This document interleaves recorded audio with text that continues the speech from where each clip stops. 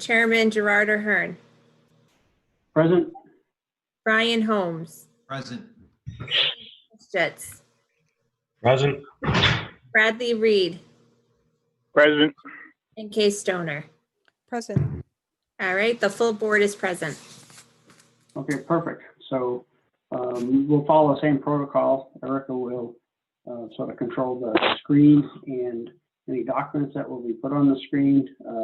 She'll monitor if anyone has, hands up in the Zoom portal for a question, and we'll go from there. But I'll start with the Is this being public recorded? hearing notice, and then we'll kick into our first topic for the evening. So in accordance with Mass General Laws, Chapter 48, Section 11, notice is hereby given that the Bolton Zoning Board of Appeals will hold a continuation of a public hearing via remote participation on Tuesday, September 22nd, 2020 at 6 p.m. to hear and act upon the application of the Woods at Farm Road LLC and Deschenys and Farrow PC. The applicant seeks a comprehensive permit for a proposed housing development entitled the Woods at Farm Road to be located in Bolton's residential zoning district at the corner of Farm and Berlin Roads, identified on Assessors Map 3C as parcel 72, approximately 2.47 acres. The development consists of 4 single-family detached home ownership units, 3 of the units will be sold at market rate, and 1 of the units will be sold at affordable to those who earn 80% or less of the area median income, I believe that's going to say. We have, so with that, you can move that up a little bit, Erica, the agenda item. There you go. For the median family income to be counted as on the town's of Bolton's affordable housing inventory in accordance with General Law, Chapter 40B. The hearing items tonight will include, we'll review response to Tom Kashubo, who's in a butters inquiries. We'll review the applicant's formal response to any outstanding department comments. And as noted in last meeting, we were going to undertake the preliminary draft of a decision outlined, and with that, which we have a document to review, we'll be able to look at the waivers and deliberate on those requested waivers. And we'll also provide time for public comment. So with that, why don't we go to the inquiries that you received via email, Erica, from Tom Kashuba, and we can look at our comments if the board has any, as well as the applicant's comments to those questions. Does anyone know if Tom is joining? He doesn't look like he's on the call right now. Yeah, I didn't see his name, but I was going to check with that too with Erica. I did not hear from Tom whether or not he would participate this evening. Yeah. Right. So let's just, we can always, come back to them later, but looking at, there are 10 items. I know Tom expresses some concern that public comments are just taken as comments and there's no action. From my perspective, as far as, as we proceed through the review of the application, a lot of, comments from the abutters do mirror some of the comments from the boards and different agency, groups that provide comments to us from, whether it be the police department, the fire department, planning board, the other boards that have put input. And we work with the applicant to address those. And the nature of the project does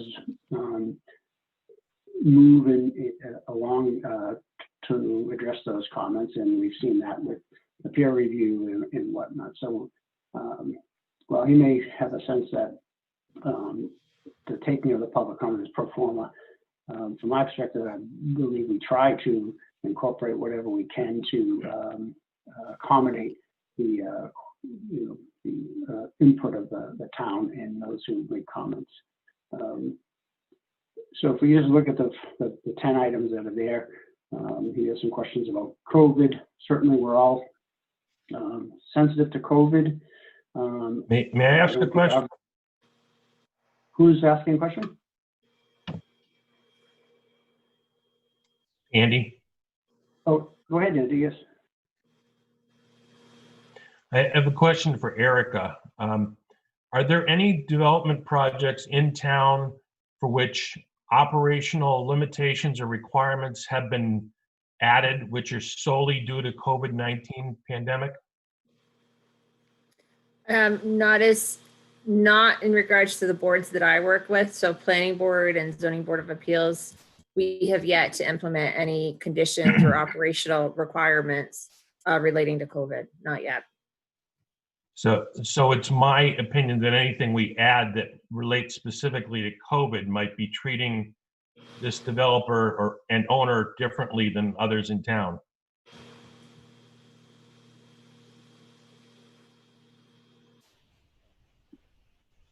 That would appear to be the case, and my input on that item was going to be that really the state, we would have to take guidance probably from the governors to say this is a state mandated requirement on COVID for, as they open up industries, whether it be construction, whether it be food services, things like that. So all I would say is, so, for my perspective as one member of the board, that yes, we're all sensitive to COVID, and but we are not necessarily in the position to dictate, COVID protocols.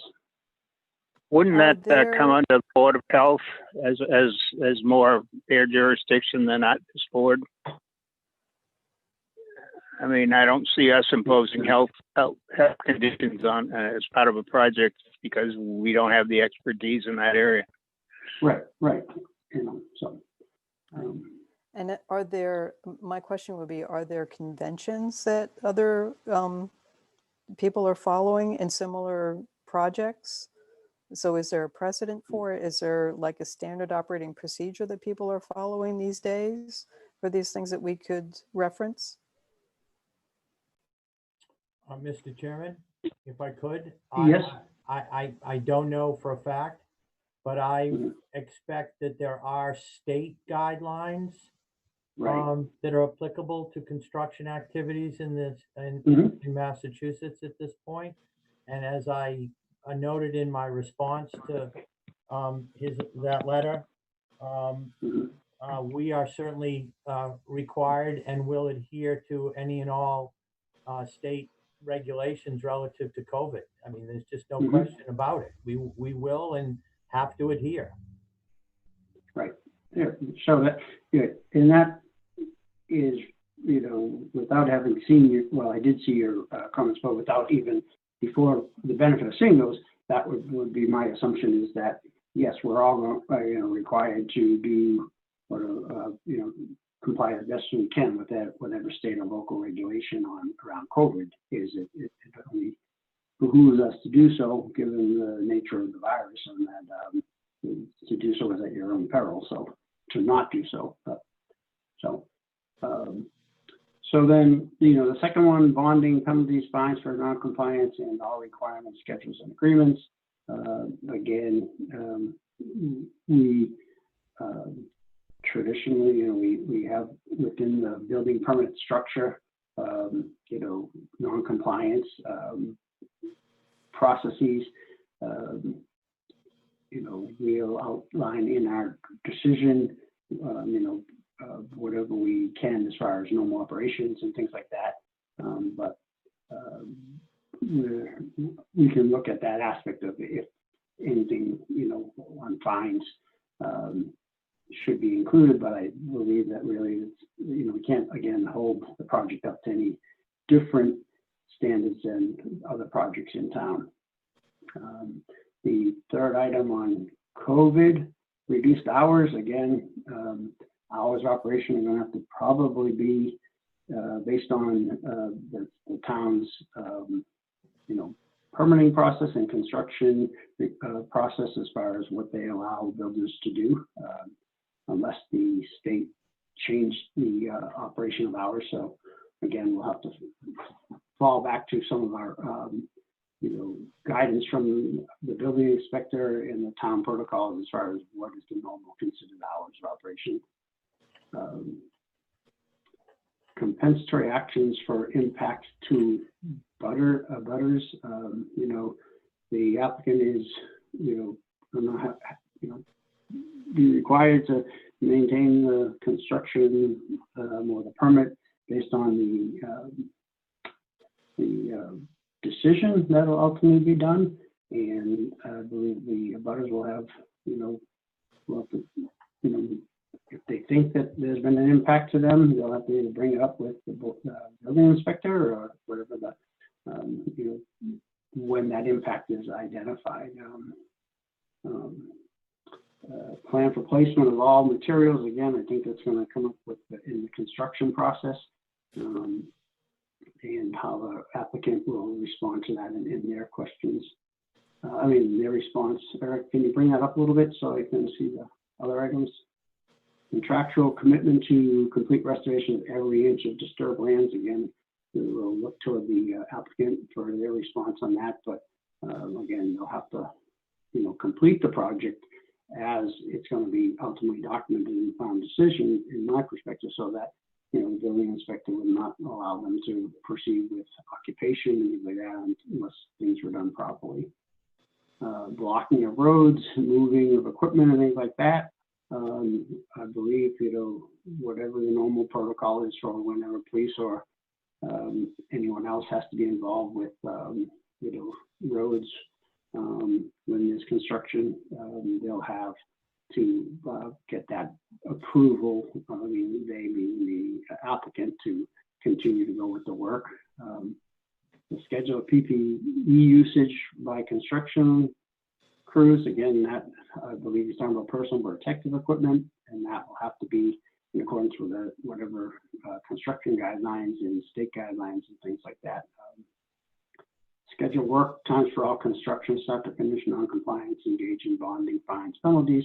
I think that there's going to be some input from the building inspector should any of those things, happen.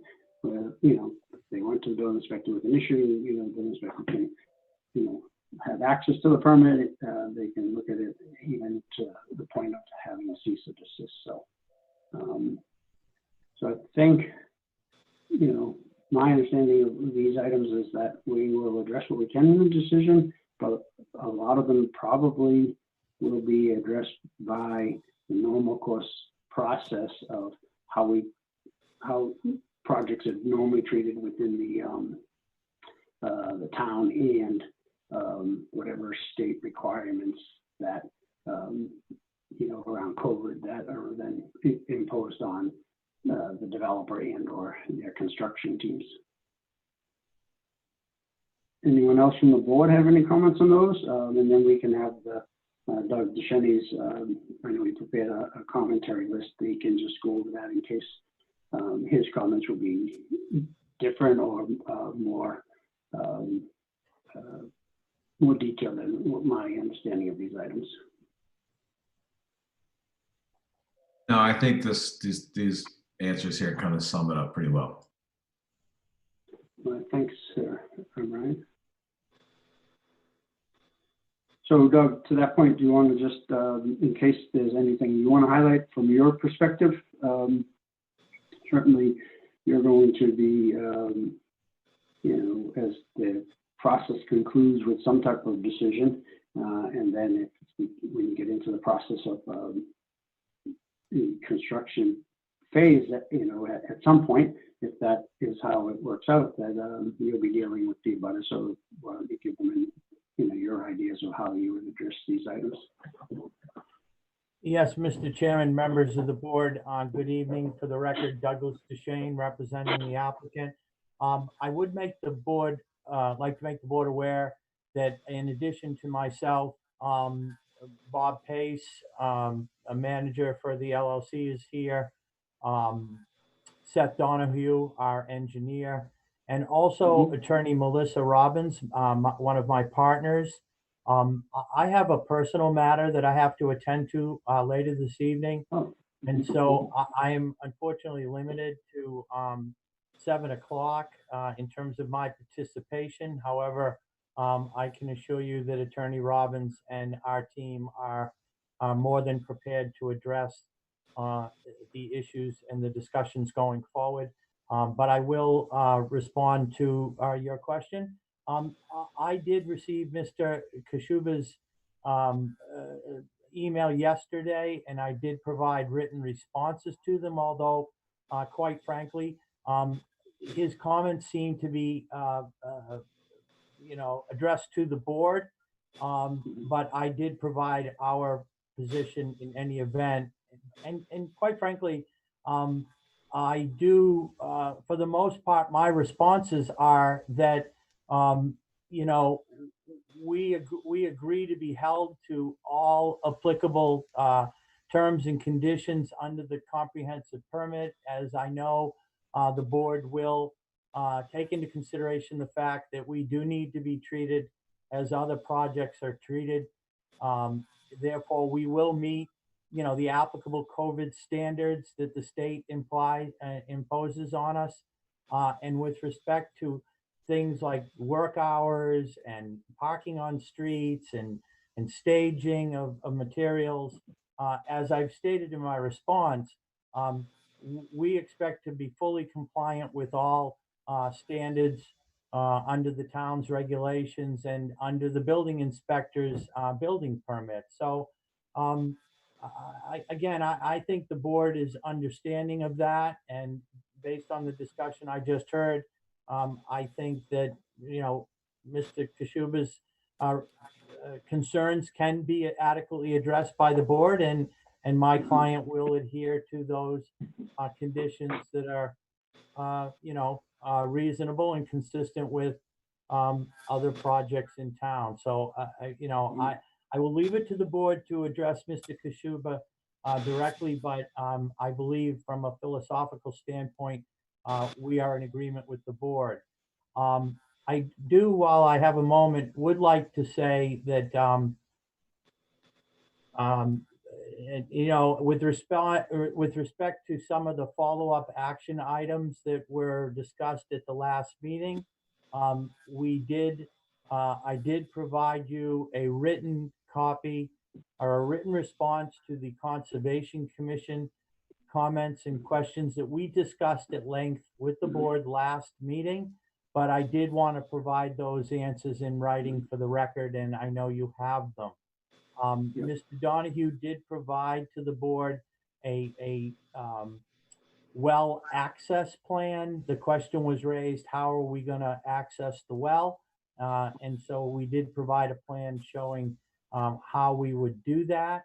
I did provide the written comments to Mr. Kashuba, and I think, Mr. Chairman, that, oh, and I'm sorry, we did once again finalize the waiver list.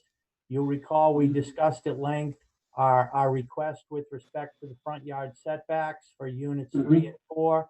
We had asked for a setback of 41 feet, but the plans had shown more definitive numbers, those numbers being 41.1 and 42.9, which are actually lesser requested waivers, so to speak.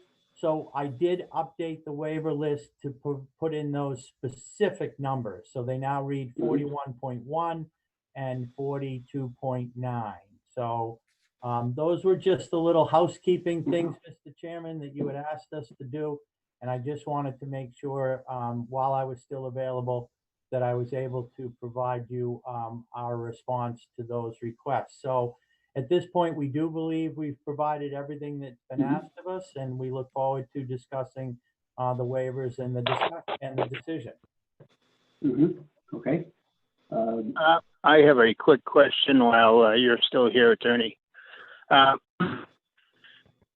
Skipping, if you don't mind, I'd like to skip to your response to the Conservation Commission. Sure. Yeah, it's stated there was a question whether you could, building force unit, building build a couple of duplexes and move the buildings out of the buffer zone and other areas. And the response is, and I guess I don't understand the uneconomic portion of that response. Basically, if we Still River projects is history, we've made considerable changes to the pieces and scales over there, and those were agreed to, and it didn't seem to affect the economic viability of the project. In this case, you're just basically reducing the buildings from 4 to 2. That would be duplexes. The septic system would pretty much be the same with maybe some minor modifications, and there would be a lot less impact to the resource. So I guess that's my question. Why is it uneconomic? Well, to answer the question more fully, obviously when my clients were looking at the development of this property and determining what type of project to develop, you know, they have to run the numbers in terms of the cost of construction, the expected costs or revenues that would be generated from the project to make sure that the project was viable.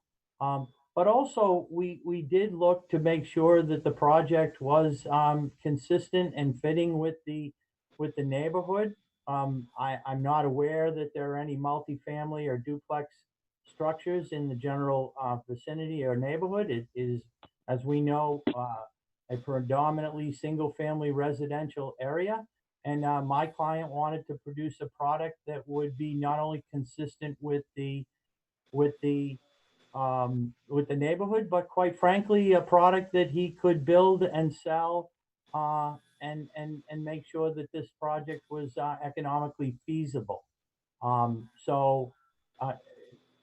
I mean, that doesn't answer my question, unfortunately, because the situation is that, you know, over at the other place, we've dropped from, you know, four duplexes to 4 single families. But in this case, I can see that you're going to have shared resources. If there are 2 buildings instead of 4, you have shared walls. You know, so I don't see a big economic impact going to 2 duplexes. So that's why I'm asking the question. Yeah, it may not be the choice of the developer, but we have more things to consider than just what he wants. I mean, this is, and as far as you know, impact on a single lot as normal zoning. So I guess we can't use that argument. Well, with all due respect, sir, again, my client has proposed a project that he believes makes sense on many levels. And we are asking the board to consider the reasonableness of that request. So it doesn't answer the economic question then. Mr. Chairman, if I might. Yeah, I was going to just ask Joe for your insight with regard to this topic. With regard to an analysis of the economic implications of a alternative approach, the state is, within the 2008 regulation change, is fairly clear that it is only upon the board's proposal of a condition, which should come from the entirety of the board, and the applicant's response to that imposition of a condition, that condition or the cumulative effect of that condition with other conditions will render the project uneconomic, that the board is allowed to enter into a discussion and an analysis of the economic impacts. So I think merely asking whether an alternative is economically feasible by a single board member is not sufficient to open the door for the board to consider that that type of analysis. So I would put it back to the board as to whether the board wants to take a straw poll vote or whether the board wants to discuss it openly. The bottom line is, if the applicant does not willingly assent to the proposed change, then it's the board's decision. The board can condition that the project be changed to 2 duplexes, and move forward without discussion, deliberation, or analysis that involves the applicant. Or you can do it now and engage the applicant as to whether or not the applicant wants to go there. It's still the applicant's choice, and the applicant may say, we don't choose to provide that information or that analysis, and then the board has to render the decision based on that, whether it's to approve the project with conditions based on what has been presented, or to condition it in a manner that envisions a change to the project. Either way, right now, it's my belief that the board needs to move forward and act upon the proposal before you, or give the applicant direction with regards to the will of the entire board. Yeah, well, I would like to ask, for some kind of a polling of the board to see what they think of that possibility of dropping 4 houses for 2 duplexes. Just a question of the board. If nobody's interested, then we'll drop it. But I just thought I'd bring the point up. Might I add? May I add something at this point? Who's that? This is Bob Pace. So Bob, can you just identify yourself for the other people on the call that may not be familiar who you are? Bob Pace. I'm one of the owners. Right. Okay. Thank you. 5 months into this to bring this up, I feel as though that's just this could have been brought up months and months and months ago, and we would have pushed back then as we're pushing back now. We think we've got a great design project, okay, for the neighborhood. It's in the right place. And we're looking forward to hearing what you guys have to say on this project. Thank you. My comment would be that basically this has been an evolving process, and all of this information was not available to the board 5 months ago. The comments of the Conservation Commission are something that has come to light fairly recently. So, we as a board have to review this information as it becomes available. So I think that's a little unfair to say we should have brought it up 5 months ago. That's all. So we have, we can do a couple things. We have, as we were tasked with from the last meeting, was to start that process of putting together a draft decision outline, of which we put together, the condition, the waivers that were requested, and then we tried to line up where there have been some conditions to mitigate some of the waiver impacts. So we can, if it makes sense, if the board would like to move over to the decision process, start reviewing that, and then look at the individual items, unless people have a particular desire to knock off this one item to see if people are leaning toward something that Brad is looking potentially for, would be downsizing to duplex units. So what's the sort of the favor of the board? Would they like to work through the whole decision process that we have outlined, or do we want to just focus on this one item at this time? I have no inclination to change the number of structures proposed. I believe what has been proposed is quite attractive in the current arrangement for individuals structures.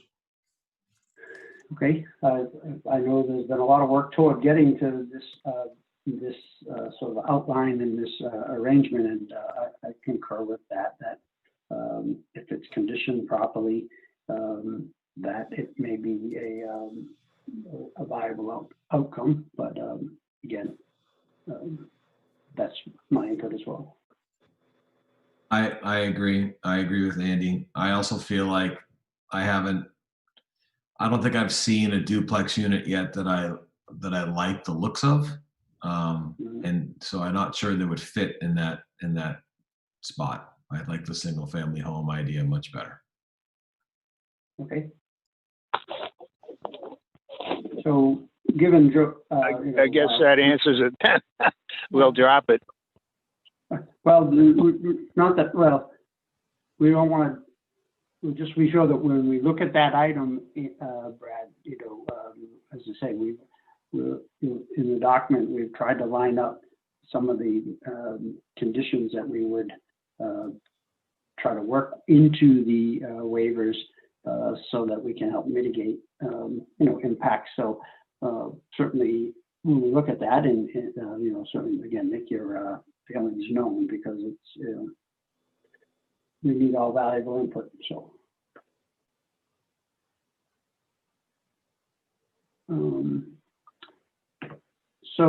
what time is it now? 6:33. We got a little time before Attorney DeShani has to leave. So any other comments regarding Mr. Kashuba's comments or this one aspect? And then maybe we can move into the draft decision, recognizing that it is a draft and it's just trying to get the framework together so that we can review the waivers. And then, as we noted the last hearing, we have a deadline of October 5th to close the public hearing portion of the hearing so that we can then work to the 40-day deadline to create and finalize a decision. So we have to start somewhere, and I believe we have a good draft document to outline where we've been with the project and where it's brought up to date. So no one has any other comments. Maybe we can go into that. Erica, do you see any comments or questions? Yes, Gerard. Tom Kashuba has his hand raised. Okay, so will you allow Tom to participate at this time? Yep, he's unmuted. Okay, gentlemen, thank you. And it'll be 10 seconds or less. I'll try. And I'm 173 Berlin Road, by the way, major abutter. I just want to correct the record and put it on the record that no, this is not an attractive proposition by anybody concerned other than the civic bodies who are following the rules and the contractor who naturally is following the rules, because it is allowing them to squeeze 4 miniature houses into the space of a lot for one house. So by no stretch of the imagination is this an attractive proposition. Secondly, the option of reducing the footprint by reducing the structures or putting in duplexes was raised from the get-go. This is not a new idea. So please let everybody understand this is not attractive. This is not nice. And we do understand that the contractors are obviously using the rules to their advantage. That's obvious. And that's the way it stands. But please, it is not attractive. This issue was raised before, and 2 duplexes would certainly be better. And that's even tight with 2 duplexes. So I just want to make sure that's clear. Okay, thank you. All right. Thank you, Tom.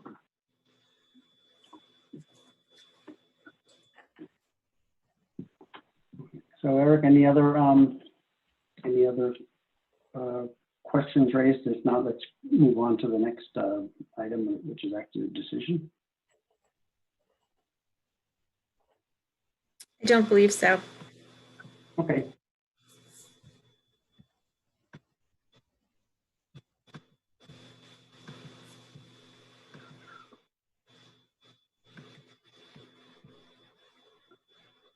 So you're going to bring up the draft document, Erica?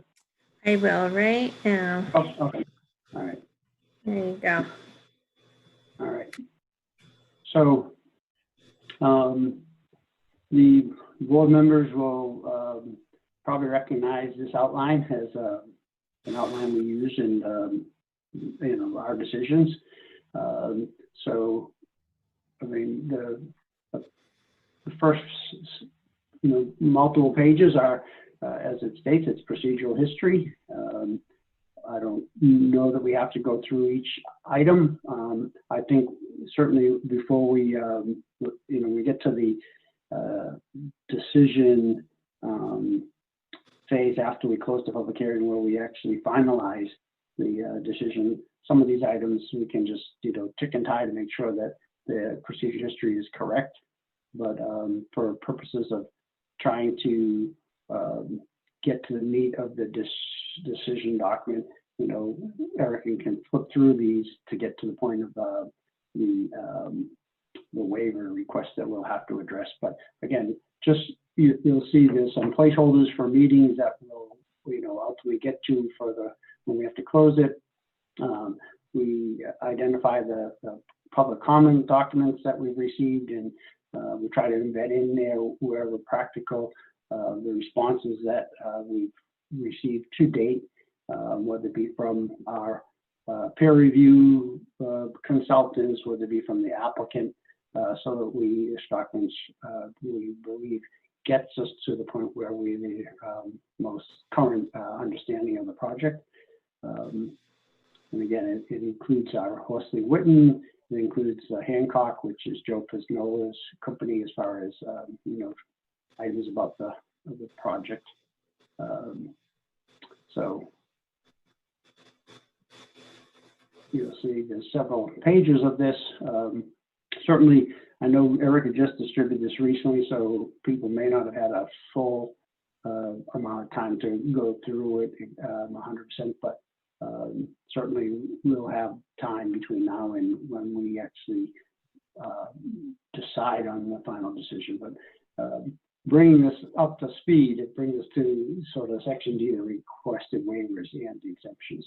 And so again, we took the applicant's document with regard to the waivers, and we have the reference, the description of the waiver, and then we have a disposition by the board where we would either approve or deny a particular waiver. And one of the things we did for this process is in the margins, you'll see where if there is a condition that we think lines up with that waiver, we've asked Erica to highlight those so that we're not just looking at the waiver list sort of blindly, so I think this is a good roadmap to start the discussion or the deliberation process on this. So any comments, or people want to look at this a different way? I think this is probably logical. Mr. Chairman, if I could just make one quick comment to, so that we're all, there is a typo on one of the waivers, and it is with respect to the front setback for units 3 and 4. That was the change that I discussed earlier, and it does reflect correctly that unit 3 will be 41.1 feet back. There you go. That one is to be 42. That was 42.9. So I just wanted to make sure that was correct. Thank you very much. Yeah, right. So I know you did mention, you did send in some waivers. That's one thing I for red line today. I was going to ask Erica if she was able to have time to line this up. Unfortunately, to get this to the meeting, we had to go with the product that we had up until recent. So, but thank you for that. Hey, Erica, is there any way you could make that a little bit bigger on the screen?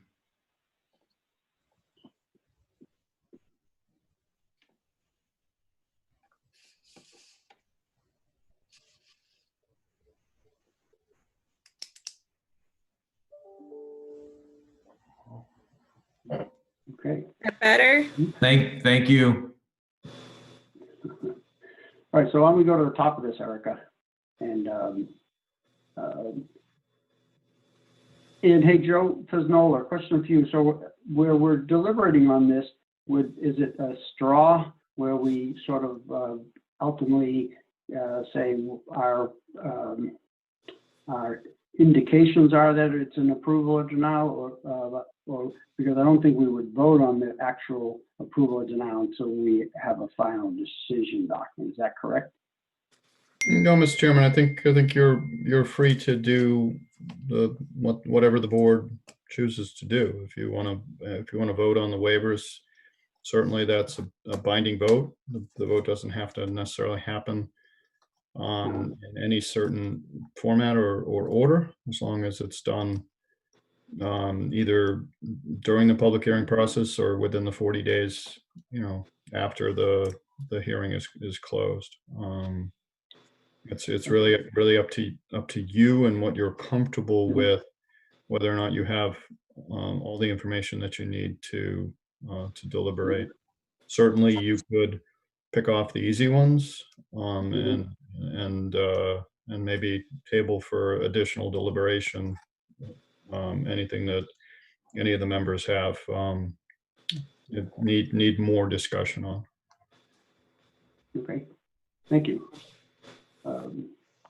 So let's just start walking through them and get the board feedback. So the first one deals with a waiver is requested from section 147-1B3 to allow for construction of development, which includes 4 single-family sites, family-style structures. This is with regard to 147B groundwater protection of the town of Bolton. As Erica notes on the side, refer to conditions 10 and 11. The applicant will need Board of Health approval and will also provide applicant will also provide for the nitrogen reduction treatment. So with that in mind, in those conditions, certainly from my perspective, I think, given the size and scope of the project, that I would recommend an approval on that condition. But again, we'll need the whole board at some point to decide on that as well. So I would have no problem going through these and figuring out in voting. I think the last time we had one of these hearings, this is what we did. We voted on these and then came back during the decision time to finalize the decision. So right. So we can either talk about them individually, and then by sections we can say, okay, do we want to approve the sections or deny any particular one of the sections to expedite the review? But I want to be sure everyone has a chance to actually comment on the individual waivers, so that we don't gloss over something just to get through the list. Mm-hmm.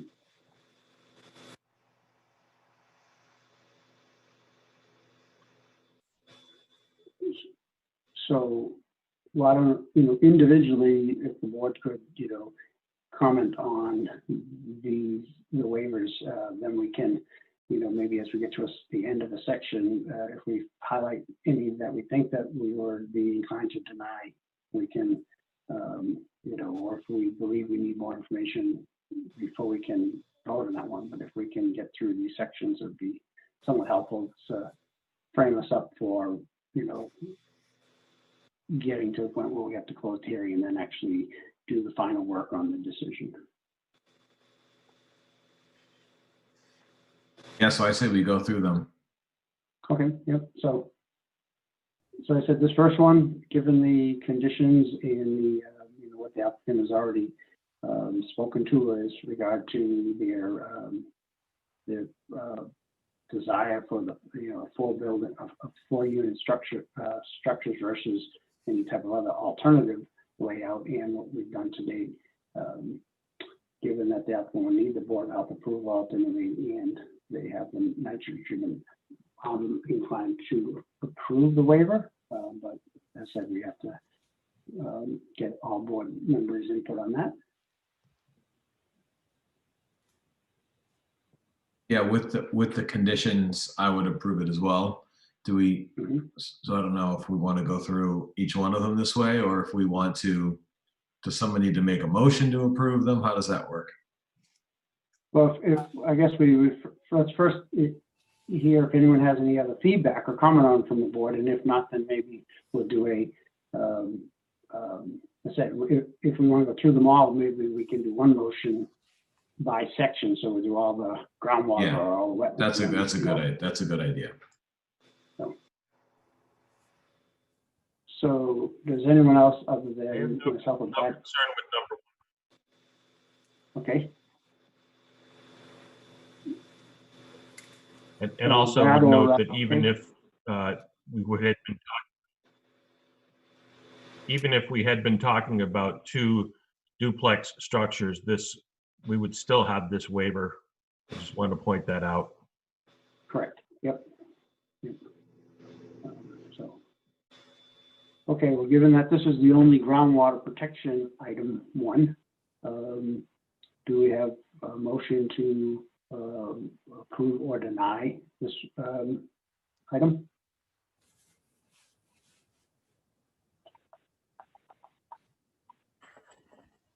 I would motion to approve this one. Do we have a second? Second, Second, Okay, so Erica, you want to do a call on that? All in favor by roll call? Chairman Gerard Ahern, Yes? Brian Holmes, yes. Eddie Kistutz, Yes. Bradley Reed, Yes. and Kay Stoner. yes. Okay, thank you. So then we'll go on to the Bolton Wetlands Bylaws.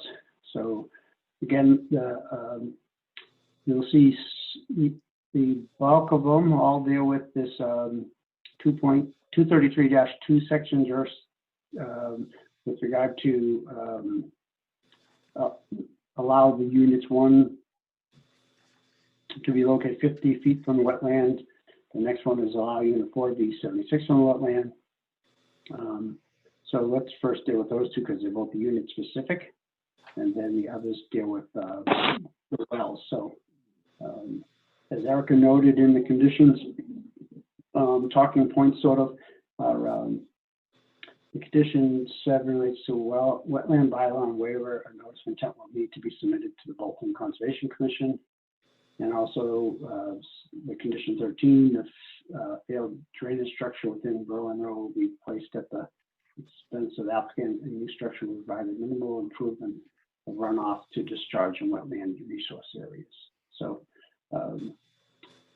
just trying to, again, encapsulate that these locations from wetlands are being requested, but there are items that we're going to have in the document that will further address the wetlands.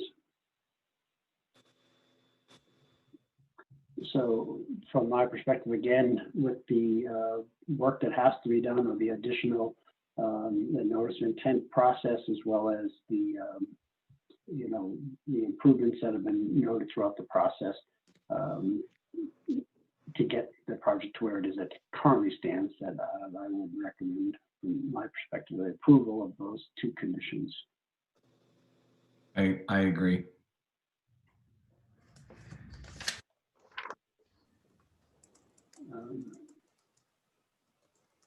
Any other feedback? And if not, then someone want to make a motion on those?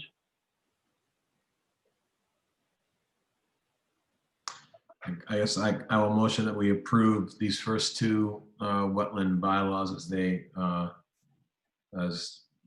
that are conditioned with the units. Second? Okay. So will you do a roll call, Erica?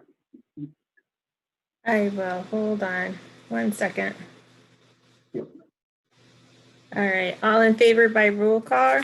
Roll call, Chairman Gerard Ahern, Yes? Brian Holmes, Yes. Andy Kistutz, Yes. Bradley Reed, Yes. and Kay Stoner. Yes.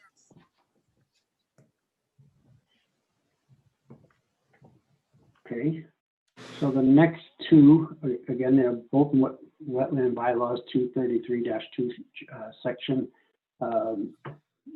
deal with well and well pump house locations, with the well to be located within 51 feet from the edge of the wetlands, and the second one would be the well pump house to be located within 52 feet of the edge of the wetlands. So Erica, the conditions that we've noted in the first two, those also would go toward, or apply to these two conditions as well, correct? Correct. So those were just, generally I was saying that, the applicant is required to submit a notice of intent that sort of applies to all of these waivers, as well as just pointing out that they're willing to replace a failed drainage structure that will provide some minimal improvement for stormwater, stormwater mitigation. Right. And also, as we discussed, or the applicant says, the whole process of the current locations of or sightings of the infrastructure has been trying to balance various needs of the project or site, so I think that work is also important in the, at least in my decision-making process, that it has been a work in process to get to these like this, shifting of things around, and also having our peer reviewers from Horsey Witten look at the items and satisfying at least me that things will be done appropriately to minimize any detriment to these resource areas.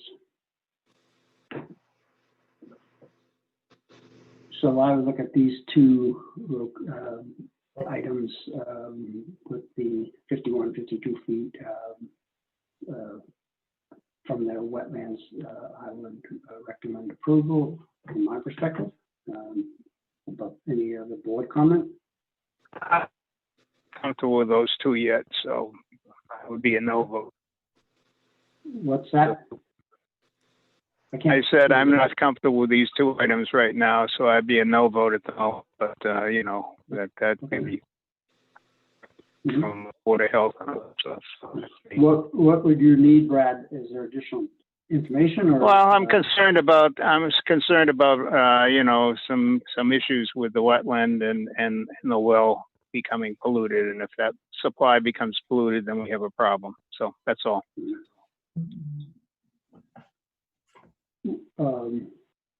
What would you need to? What do you recommend the board? Is there any information that we need to that you think would convince us or show us that won't be the case? As I said, I'm not sure what the conditions are there. So at the moment, okay, and carry anyway. Right. Okay.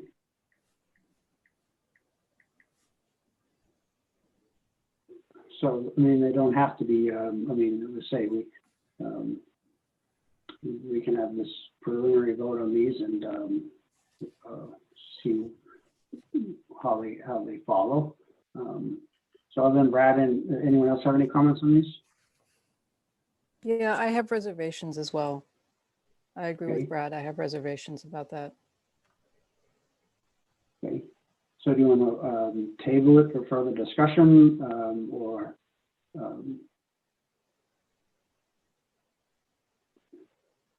think about it so that when we get to the next,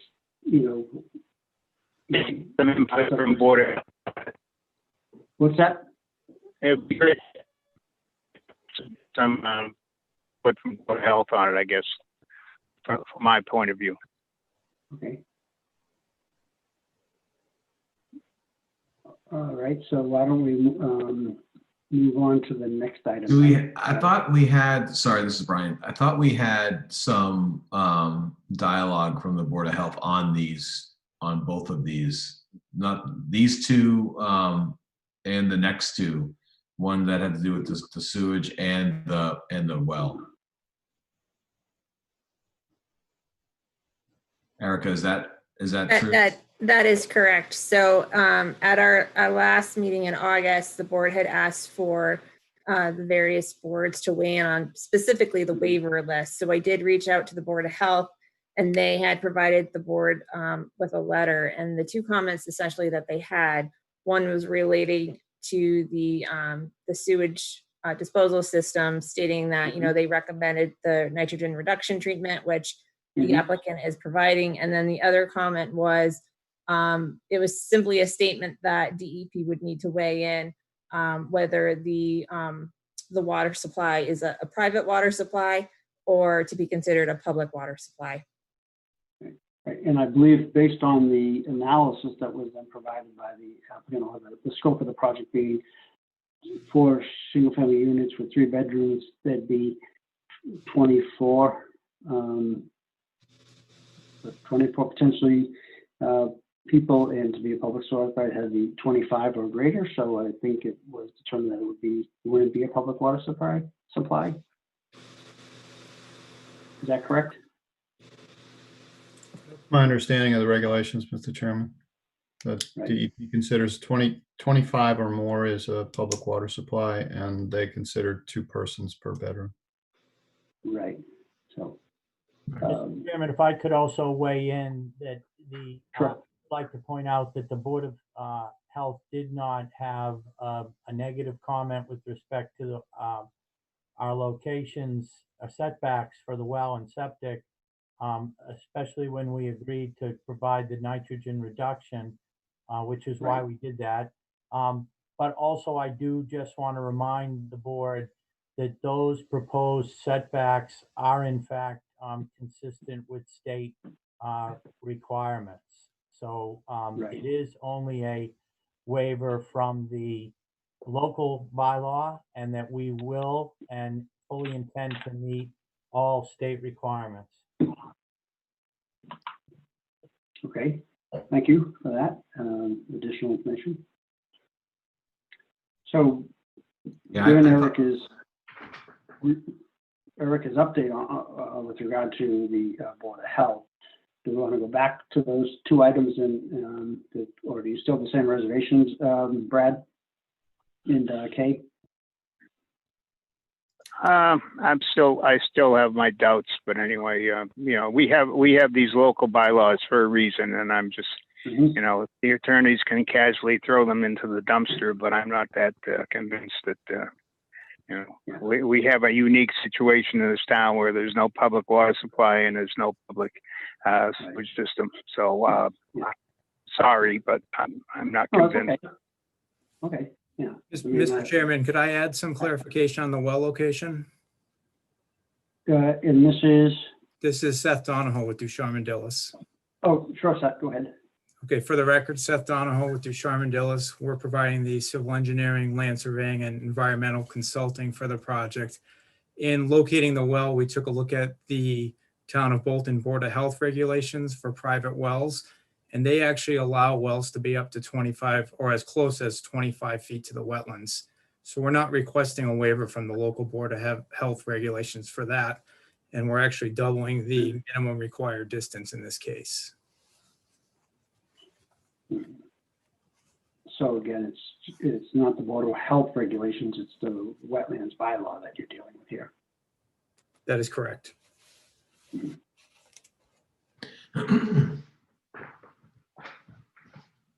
Yeah, that's what I thought. I had remembered that the Board of Health, again, didn't necessarily deny or you know, didn't give a negative feedback on this one. And they said for the sewage treatment to make sure that there was the nitrogen added, so the nitrogen reduction treatment. So I'm okay with with these 2. Yeah. Given, you know, Erica's update or reminder, what had feedback from the Board of Health, and as I said, they made conditions based on the nitrogen reduction aspect, which deals with more the other 2. I'm comfortable with these 2, but again, we'd have to have a motion to either accept them, and then people can vote yay or nay on that, and we can, you know, we can go from there. I have a question about the nitrogen reduction system. Is that a one-time thing, or is that a system that needs to be repeatedly like recharged or refilled or maintained? Is that something that's going to require ongoing maintenance from the homeowners there in order to keep that going, keep it effective? If I can answer that, Mr. Chairman. Yes, please, Seth. Seth Donahoe through Sharman Dillis again. The nitrogen reduction system, it's called a microfast, and that does require some periodic inspections to ensure that it's working. That is no different than many other systems in town, and that would be done routinely by the homeowners. Okay. Okay. Thanks, you, Seth. And the homeowners agreement, make a note to that requires regular inspections and maintenance as part of the system. Mm-hmm.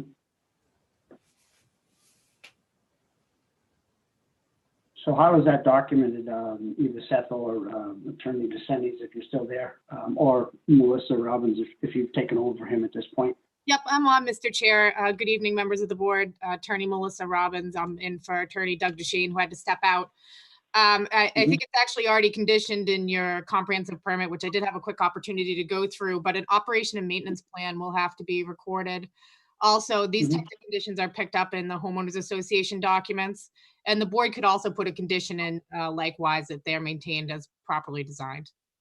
So there's lots of layers of protection for these types of systems. Okay, thank you. Sure. Okay. So Erica, if we don't have that sort of documented layers of protection in the document, we can put a note to make sure we address that as we finalize it. I do recall there were some language with regards to the condominium documents and whatnot. Yeah, I think there's a couple of ways that we can, like Melissa was saying, add some layers of protection. So condition 11 notes the nitrogen reduction treatment. So maybe I can add some language here that talks about how the maintenance of the system should be included in the condo docs, or even like you were saying, Gerard, up further where we talk about the condominium docs, maybe we elaborate here. I'm just going to make a note to myself about the nitrogen reduction treatment be conditioned or noted in the documents. And if necessary, we can look at, past decisions that deal with, that include the language about the condominium documents and see if there's any other language we can, pull together as well.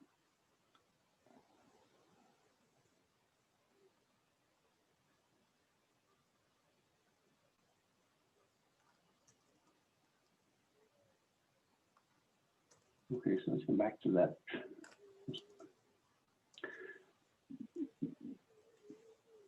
So can we have a motion for these setbacks for the well and pump house, to a motion to either accept, approve or deny, and then we can vote on those. Can make a motion to accept the,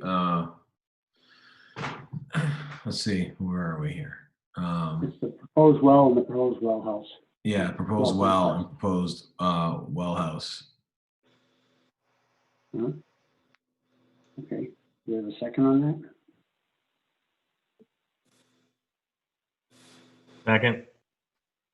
Okay, so Erica, roll call on those two, please. All in favor by roll call, Gerard Ahern, Yes. Ryan Holmes, Yes. Andy Kishitz, Yes. Bradley Reed, I guess yes. and Kay Stoner. Yes. Okay, thank you. So the next two, the next one deals with the sewage disposal system that we spoke to. being allowed to be located within 72 feet from the edge of the wetlands, as allowed by CMR 310, section 15. And this one particularly with the disposal system, we have the information about the nitrogen reduction treatment condition section on item 11, and we'll have more details to follow surrounding the maintenance of that system. So with that, my inclination is to approve that one. Yeah, with the condition in place to approve that one. I agree. Okay. I motion to accept that one. Sure. Second? Okay.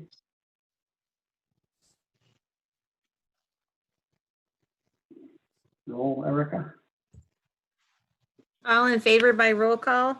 Chairman Gerard Ahern, Yes. Brian Holmes, Yes. Andy Kistitz, Yes. Bradley Reed, Yes. and Kay Stoner. Yes. Okay, so then the next one, is this the last one, Erica, of the wetlands bylaw dealing with the shared driveway, or is there two of them related to the, no? Oh, no, okay, so let's go to the one above. So, so we have one waiver dealing to allow the shared driveway units 1 and 2 to be located 63 feet from the edge of the wetlands, and to allow the subsurface utilities to be located 52 feet from the edge of the wetlands. Is that correct? It splits 2 pages. Yep, that's depicted on the site plans.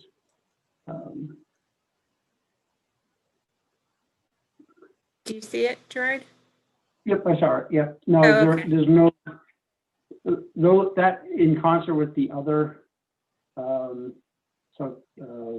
conditions that you've noted, Erica. Is I that correct? They didn't- were- Yeah, I didn't note anything here, but you know, what I would say, just generally speaking, when we talk about impact to wetlands, they are required to have a stormwater pollution prevention plan during construction to make sure that they're mitigating erosion and sedimentation into the wetland, and they're required to maintain their erosion control measures like their silt fence, their straw bales, their wattles, whatever they're using to prevent that erosion. So that again kind of applies to all of these, that those are conditions that we have that help to protect, you know, the wetland resource areas. Question about surface contamination, like from somebody's leaking transmission or some of the lovely antifreeze.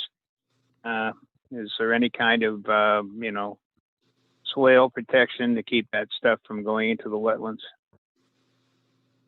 I suppose maybe the applicant could speak to that as, you know, as well. I would say that generally speaking, when we have construction sites, you have staging areas where, you know, equipment is, you know, parked or maintained. I wouldn't expect them to be, you know, changing oil or doing anything like that on the site. That would be done off-site wherever they keep their equipment. No, I'm more concerned about the residences, Erica, you know, long after term. construction? Oh, long term. After construction knows what is the flow pattern from these driveways? Is it down to the wetland, or is it you know, the grading situation? Yeah, so the driveways are graded towards the stormwater management features. So the driveway for units 1 and 2 go to an infiltration trench that then go to a leach and catch basin. So the way that they're designed, they're meant to infiltrate. So yeah, I mean, I guess perhaps Ducharme Dillis could speak to the design a little bit further than I can, but that could be something that you know, you could, I suppose, have groundwater contamination if you had a car that was leaking, you know. Yeah, if somebody's leaking antifreeze or gasoline or something else, where's it going to go? I'd be happy to chime in if the board would like. We'd love to hear from you, Sept.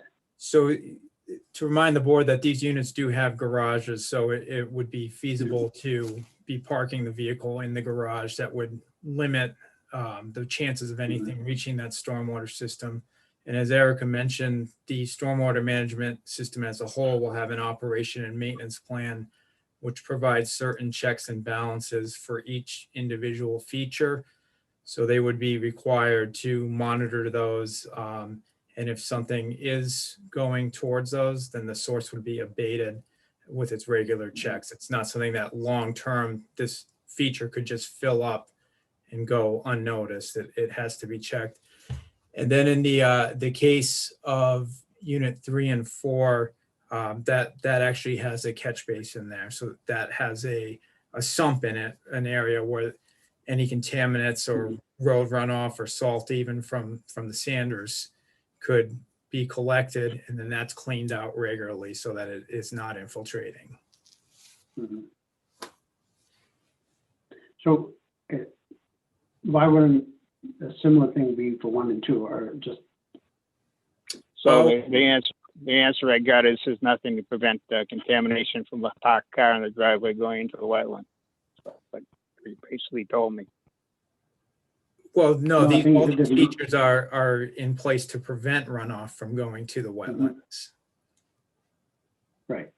So you're saying there'd be maintenance, and there would be things to monitor so that it wouldn't get to that point where it's going directly in, but, Correct. We added the structure that is south of unit 1 at the request of the peer reviewer. As it was originally designed, the area was able to shed runoff over the surface. So we put something in to intercept that there. Okay.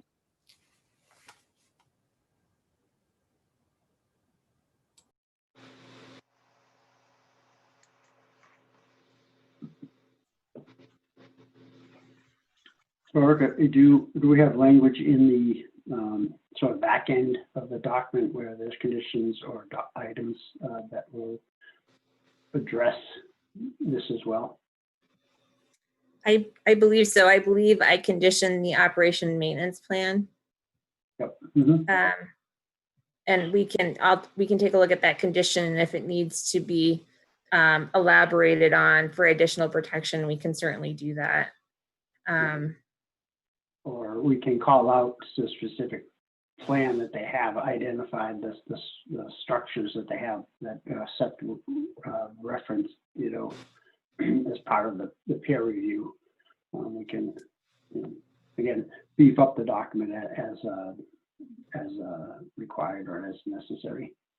Yeah, I included the operation and maintenance plan to be part of the condominium document so that the homeowners are certainly aware of it and that it needs to be, followed. Okay. All right, so let's go back there.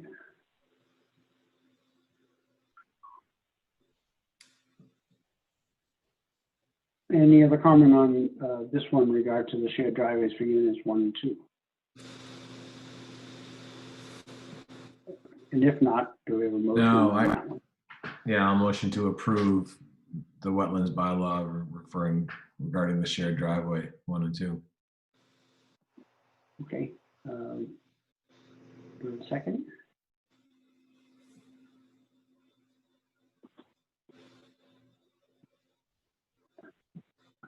People muted. Second. Okay, thank you. Want a roll call, Erica? Sure. All in favor by roll call? Chairman Gerard Ahern, Yes. Brian Holmes, Yes. Andy Kishitz, Yes. Bradley Reed, Yes. Kay Stoner. Yes. Okay. Next one, Erica. All right, again, dealing with Bolton Wetlands Bylaw 233-2. This would be allowed for grading and clearing to occur 33 feet from the edge of the wetlands to allow for fire access around Unit 1 and the construction of the sewage disposal and construction of the dwelling units as depicted on the site plans. And there are on the side there is a note from Erica. I can't see it because it has a like a talking point. Eric, can you just blow that a little bit? Yeah. So Erica indicates, items, conditions 25 and 26 address some of this issue as well. And the SWPPP will be submitted prior to construction, and a site superintendent will be provided on the site to manage stormwater runoff and stabilization during construction. So we have some items in there that also beef up why we would potentially allow this condition.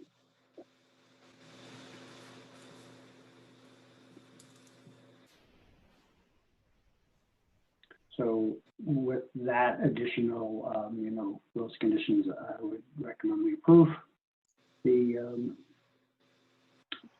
waiver. Any other feedback? I agree.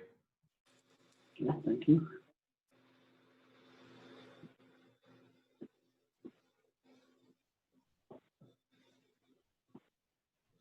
So do we have a motion on that one? If there's no other comment?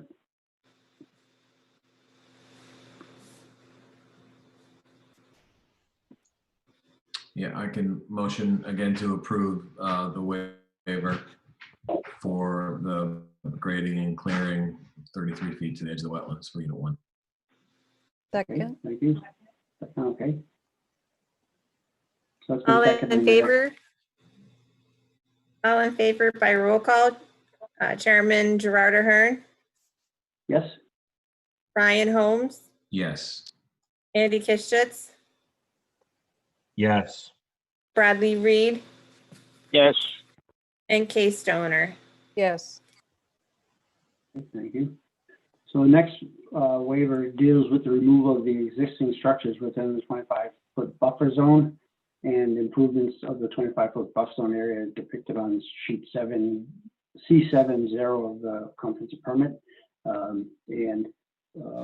Related to this one, there is the condition 9. There was a lot of work done with regard to taking out those existing structures there. So I think the applicant as well has, put together a good plan to remove those without disturbing the buffer zone area. So with that, I would recommend we approve that one. Other feedback from the board? Yeah, and I agree.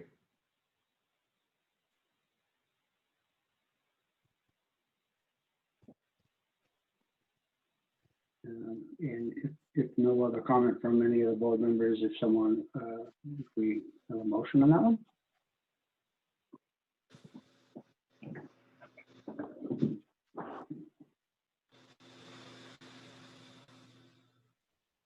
I can motion that we would approve the waiver for the leaching facilities to be located within 100 feet of the bordering vegetated wetland.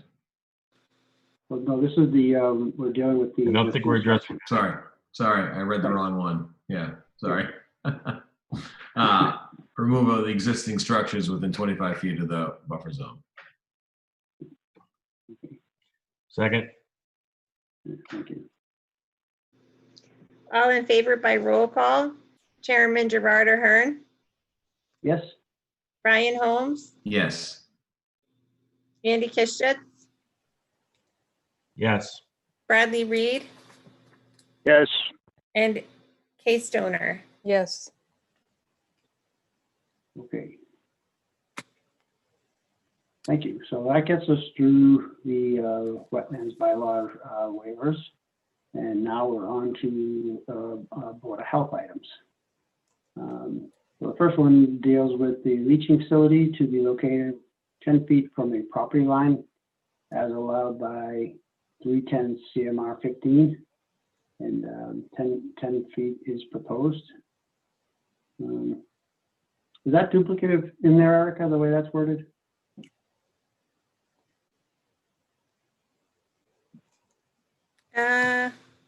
Let me go back to Doug's list to make sure that I've listed it correctly.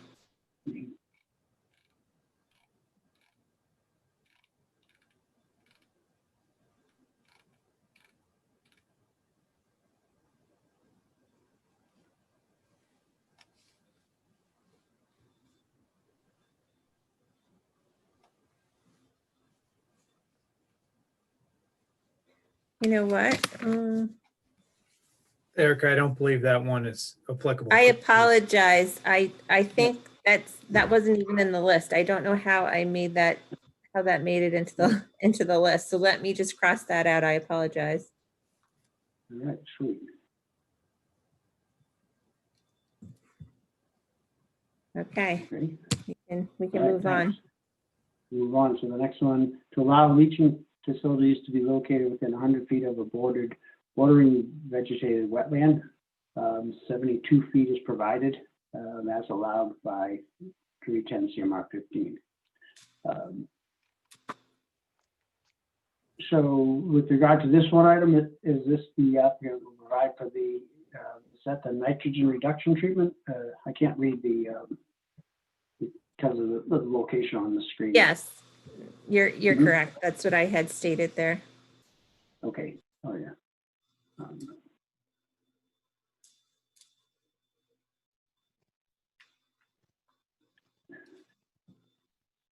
So, So I obviously didn't have a problem with this since I read it Yeah. 2 waivers ago.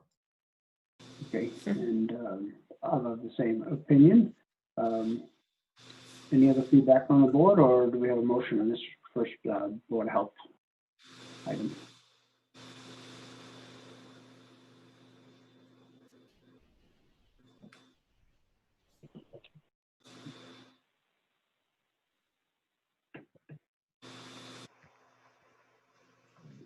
Are people muted or are people thinking?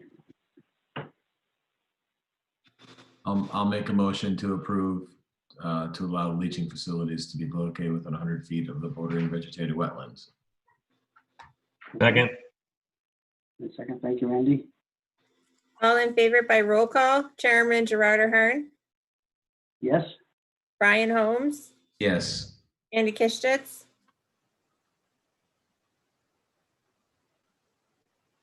yes. Bradley Reed, Yes. and Kay Stoner. Yes. okay. Thank you, Erica. So then we're into the zoning board of appeals bylaw, the section 250 items. So the first one deals with multiple single family structures as proposed in the permit is a permit use that is not specifically stated as being allowed by our bylaws. Typically we would have one structure, one home per lot, but again, being 40B, you know, this is a normal waiver that's required for the density on these projects. So given some of the sidebar comments here that Erica has, you know, with regard to stop signs and, you know, some of the work that we've done to for frontage and things like that, where we've sought feedback from, you know, the fire department, police department, whatnot. Comfortable with approving this waiver. A motion to accept? Okay, Second. all right. All in favor by roll call, Chairman Gerard Ahern, Yes, Brian Holmes, Yes. Andy Kishtitz, Yes. Bradley Reed, Yes. and Kay Stoner. Yes. okay. The next item would be the deal with the front yard setbacks of the 41.1 feet for unit 3 and 43.9 feet, 42.9 feet for unit 4. Is that correct, Erica? Correct, 42.9. 42.9. And again, the similar commentary that I had for the prior applies. So my inclination is to approve the waiver.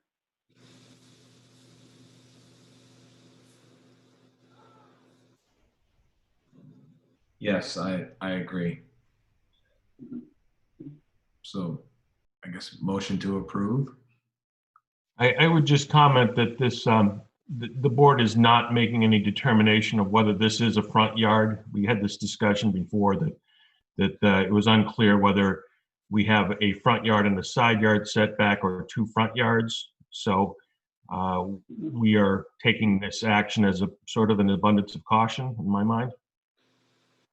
Okay, that's a good point, Andy.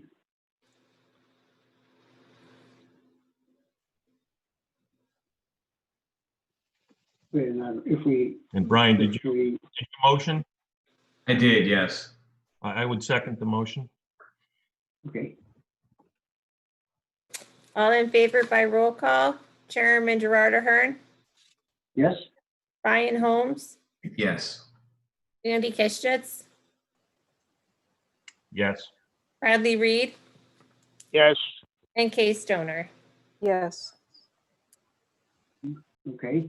That moves us on to the next one, which is to allow for multiple principal structures on a lot. And given the 40B, you know, to allow for the market and the affordable, we need that waiver. So I recommend we approve it.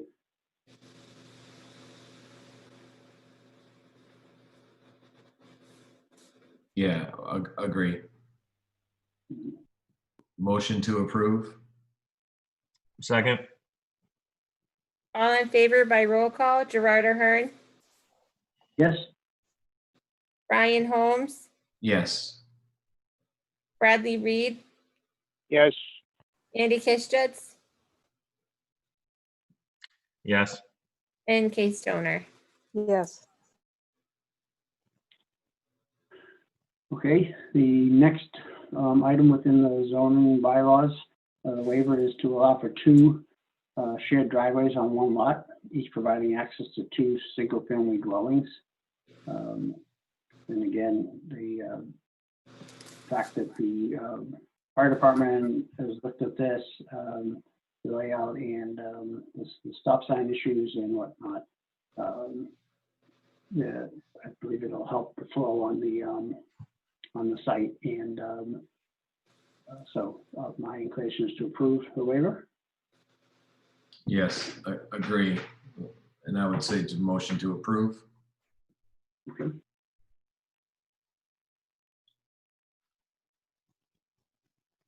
Second.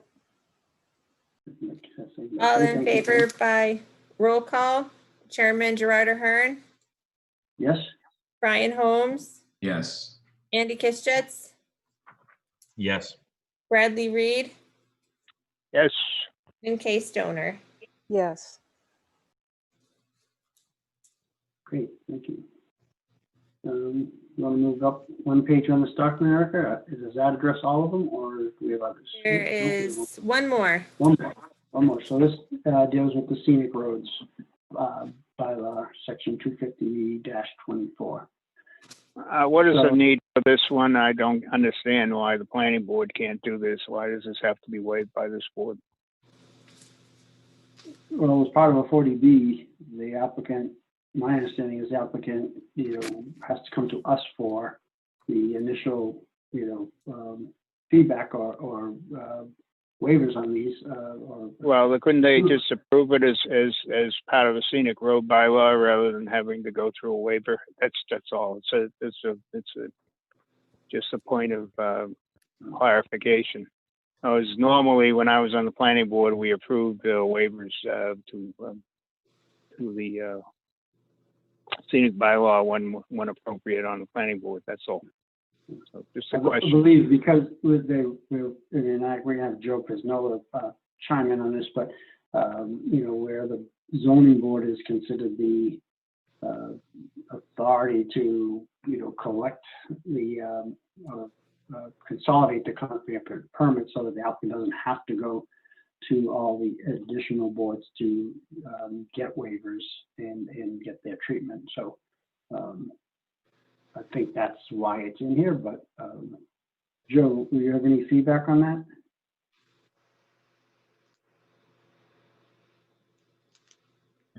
Yes, Mr. Chairman. essentially, this is what we know, what we commonly call a process waiver, in which we just, the applicant wants clarity that they have everything that they need. All local approvals are subsumed into the comprehensive permit. So technically, the board doesn't need to take this up because the approval under the local scenic bylaw, scenic roads bylaw is again subsumed into the comprehensive permit. But it's certainly not harmful if the board just acted upon it and recognized that that was the case. Okay. Yeah, I'm confused about why there's the mention of, like, why we have to call out not receiving written consent from the Bolton Planning Board. Is that just a timing thing, or is there No, the reason that it's a planning board just refusing to sign off on it, or what's the nature of that? The planning, again, because all local approvals are subsumed into the comprehensive permit, no other local boards have jurisdiction. So the planning board really couldn't act on this. And again, if this board just granted the comprehensive permit, it would essentially grant this approval. So when we call it a process waiver, it's merely kind of belt and suspenders, adding a clarification that the process is taken care of by the comprehensive permit subsuming all other local approvals. Okay, that clarifies it for me. I just So- didn't know it was in there. That's all.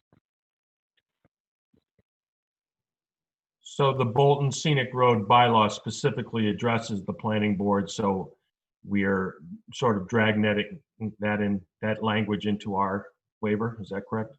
Yes. Thank you. Yes. And Gerard, my understanding is that the tree warden still has authority over any trees to be removed within the road right of way, the public road right of way that have a diameter of 1.5 inches or greater. So again, that's still in play. That's still in place. It's just the local bylaw piece that's a state requirement, which is why the Correct. tree warden still retains jurisdiction similar to the Board of Health retaining jurisdiction under Title V and the Conservation Commission under the Wetlands Protection. Okay.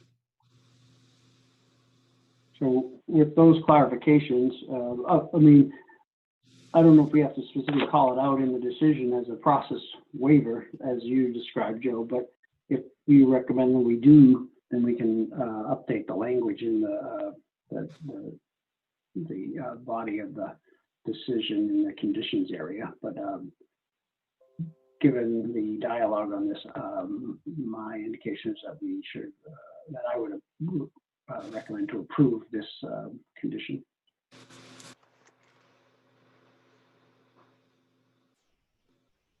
I make a motion to approve. Second, all in favor by roll call. Gerard Ahern, Yes? Brian Holmes, Yes. Andy Kistitz, Yes. Bradley Reed, yes. and Kay Stoner. Yes.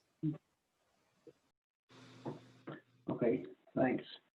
So I believe we get through our waiver discussion and deliberations, which is a big piece of this process. So then the rest of the decision, we have, at some point we'll vote on the decision. We have the conditions that we've started to talk about, or some of them were highlighted in the commentary of the waivers, but I would think that without going through every one of those tonight, Eric, you can flip through them, but between now and when we hold our next hearing, if people have a chance to read through them and make any observations, or if they want them worded differently or have any recommendations for other items, we could, deal with those at that point. But again, we also have the process where once we do close the public hearing portion of it, we have our deliberation and the 40 days to finalize the decision. So we have some ample time to continue to work on this document. But Eric, you just want to flip through these a little bit so people can see what items or topics at least are being discussed? Sure. So the first one is regarding not substantial requiring a public hearing. The second one talks about damage to town ways. The applicant will be responsible for any damage. It talks about the subsidizing agency being Mass Housing. It talks about the regulatory agreement, the deed rider being reviewed by the town, the lottery agent, and then it moves on to the condominium documents. This will get revised. Right now, we include the operation and maintenance plan. We'll talk about the nitrogen reduction treatment maintenance required, wetlands review, the notice of intent. We had talked about when we were reviewing conservation comments, the demarcation of property boundary. The applicant agreed to do that, so that's in there. This is going back to the tree warden and the removal. Oh, I'm sorry. Excuse me. No. This is the removal of the existing drainage existing structures. Excuse me, in the plan that Ducharme Dillis put together. Board of Health review, nitrogen reduction treatment, fire protection requiring the homes to be sprinklered, which the applicant agreed to, replacing the drainage structure on Berlin Road, installing the stop sign, architectural design. These were the recommendations from the design review board that the applicant agreed to make. So I wanted to make sure that all of these recommendations got included and do get incorporated into the architectural plans, because we haven't seen that yet. So you know, that was something that I'd like to see before they receive their first building permit. Then we talk about the vinyl siding in terms of the color palette. The stone facade, this is something that the board will have to make a determination on. We've really gone back and forth on this. Right now, I just had it simply stated here that it wouldn't be allowed, but obviously the board can change that. Construction plans being reviewed. And the affordable unit, this talks about it having to be indistinguishable from the market rate units, the invasive species management plan, existing trees requiring, the removal of trees within the right of way, requiring approval from the tree warden.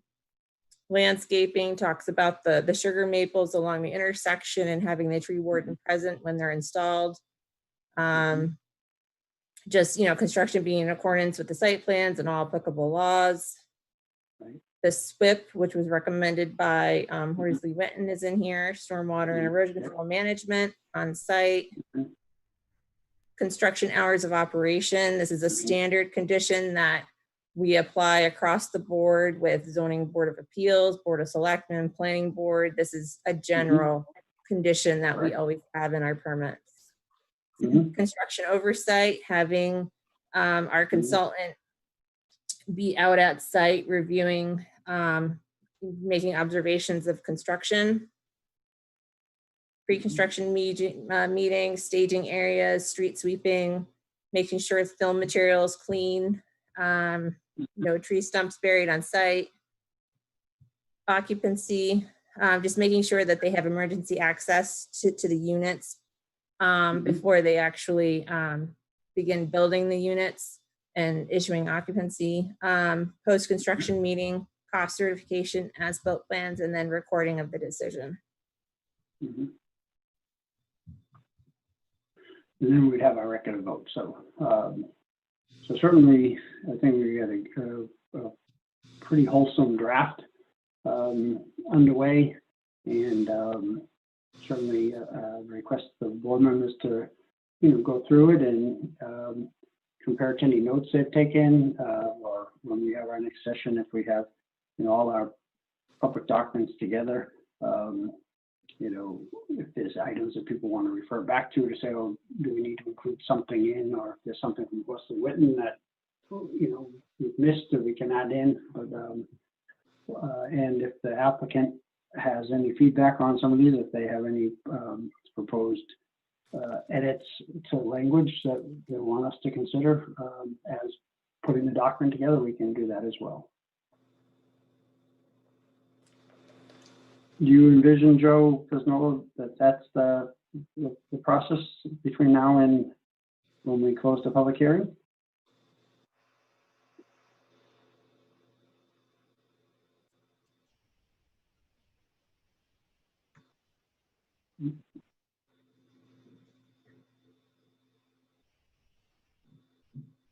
Is Joe muted, Erica? Do you know? He's muted. Sorry about that. Oh, that's okay. The applicant now knows the board's position on the waivers, which were all granted. The applicant has had a quick review of the conditions of approval. I think the board has all of the information that it's going to receive. Certainly from this point on, it's up to the board as to whether or not you keep the public hearing closed. If you keep the public hearing open or close it. If you keep it open, then you are held somewhat bound by the time frame, notwithstanding the governor's executive orders. But I think we've been going on the premise that we've got a kind of a hard date of October 2nd or 7th. That was October 5th. 5th.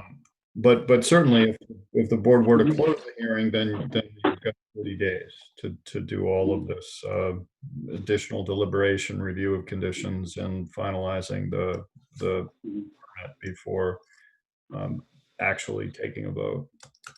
Right.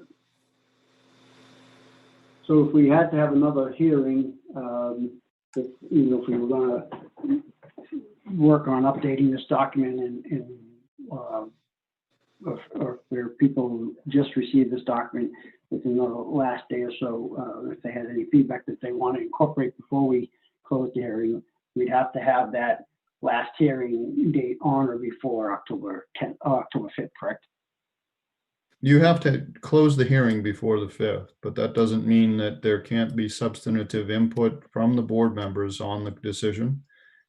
Changes to the conditions, additional conditions, whatever it be, it's the board's discretion to deliberate and render a decision after the close of the hearing within the 40 days thereafter.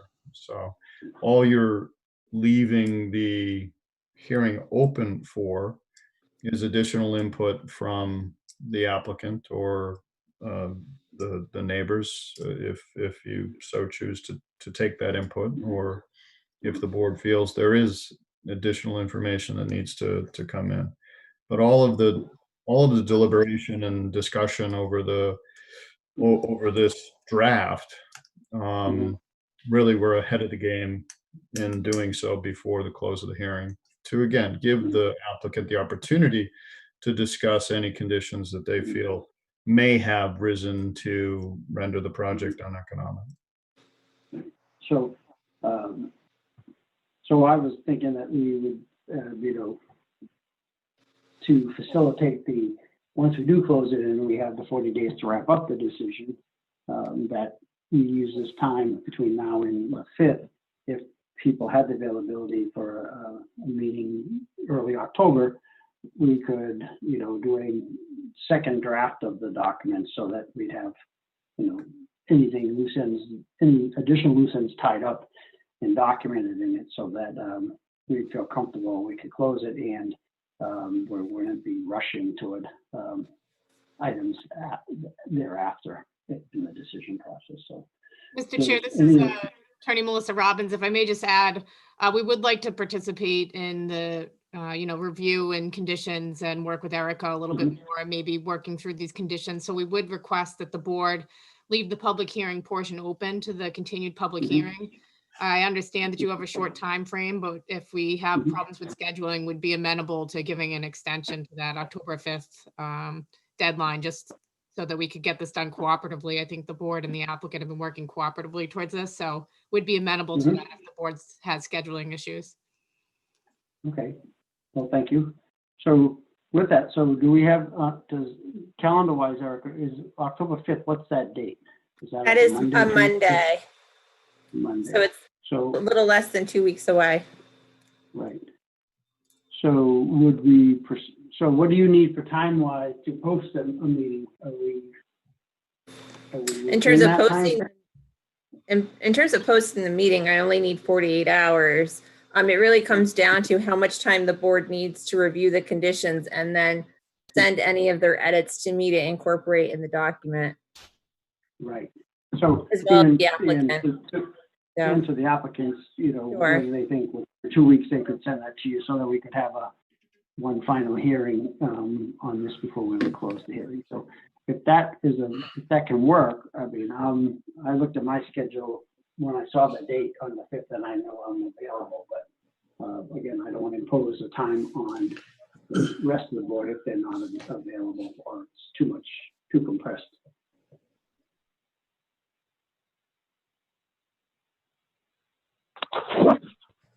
Mr. Chairman, I certainly am available for that.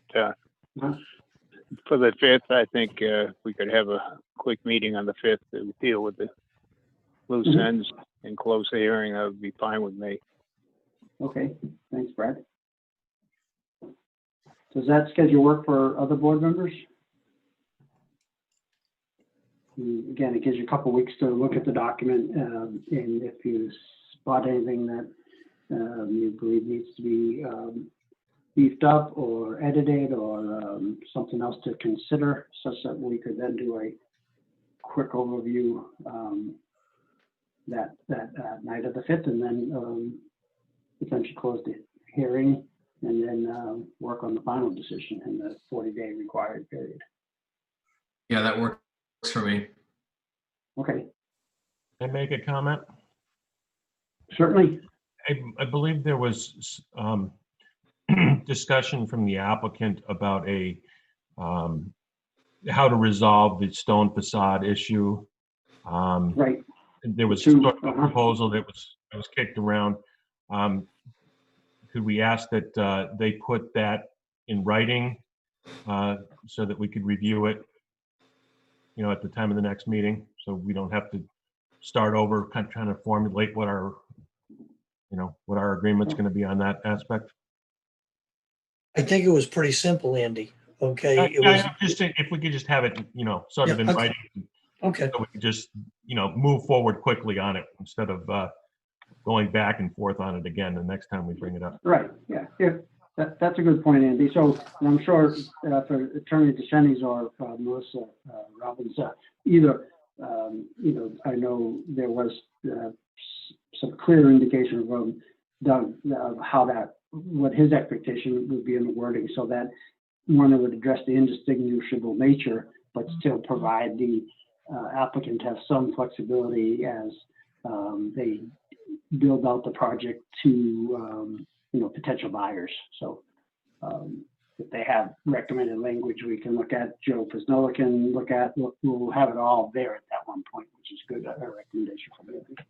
We're happy to, Mr. Chair. And I saw that Erica in the decision, there's 2 conditions about the stone facade, and one she had noted that there could be 2, and the other she left open for the board. So I'll make sure just to work with that language a little bit with her and get it over to the board and Mr. Pisnola for their review prior to that meeting. Thank you. Perfect, thank you. So And with that, October 5th is fine with me as well. okay. So it'll be October 5th at 6 p.m. Is that Yep. a good starting point for everyone? Works for me. me. Okay. Thank you. So, okay. Do we need a We motion have a to motion continue then? Yeah, please. I would motion to continue the meeting until October 5th at 6 p.m. Second, all in favor by roll call? Gerard O'Hearn, Yes. Brian Holmes, Yes. Andy Kishitz, Yes. Bradley Reed, yes. and Kay Stoner. Yes. Okay, perfect. So we'll continue this to October 5th at 6 p.m. And at that point, we'll hope to have a more robust draft to set the stage for closing the hearing and finalizing the project. Thank you very much, Mr. Chair, and members of the board. Yeah, thank you, Melissa, for participating, as well as Mr. Wake, Mr. Pace, and others. Sure. Thank you. Good night. Okay. So with that, we have an administrative agenda item for minutes.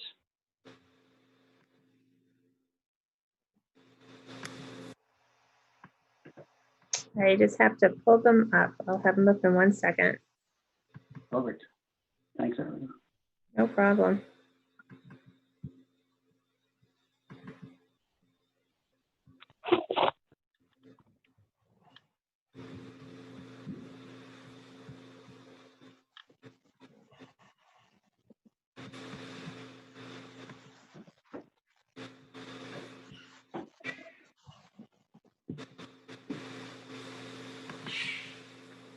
Okay.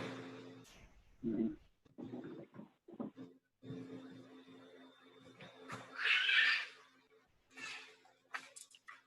So I read through the America and sent you, my normal PDF with a stamped signature on them.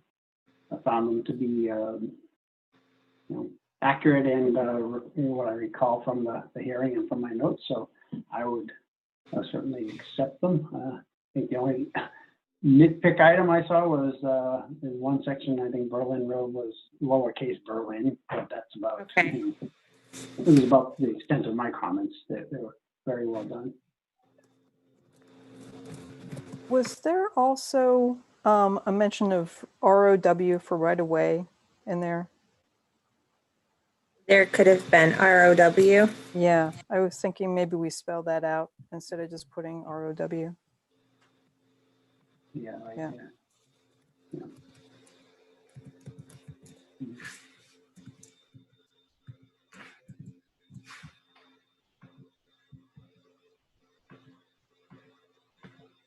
Okay. Mhm.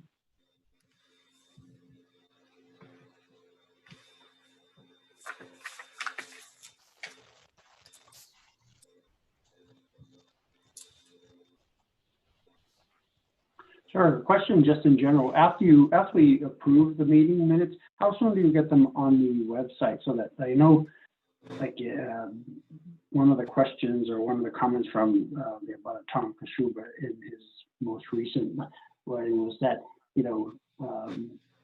things that Murray mentioned, or his comment was to the fact that, we take the information, but he doesn't believe we potentially act on it, but he also didn't see meeting minutes, and he didn't attend the last one, but I believe the last hearing minutes we approved, and I believe they're out there, right?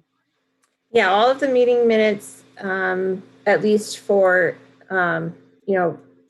relating to the Woods at Farm Road, have been Mhm. approved, and I need to get them on the town's website. I haven't done that yet. So I'll try to get that done next week. And when I have it posted, I'll send Tom an email just letting him know that they're there so that he can review them, so that he knows that his comments have been noted for record.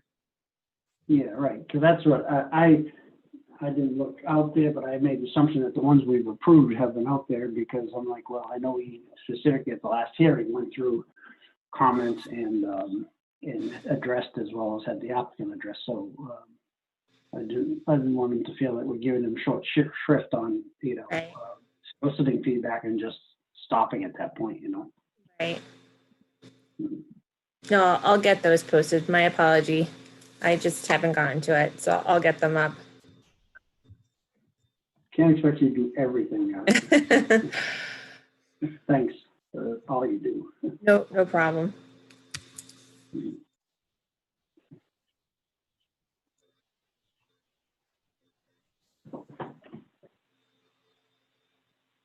Any other comments from board members, or does anyone want to? No, make a I'm motion good. to- You're good, thanks, Brian. Yep.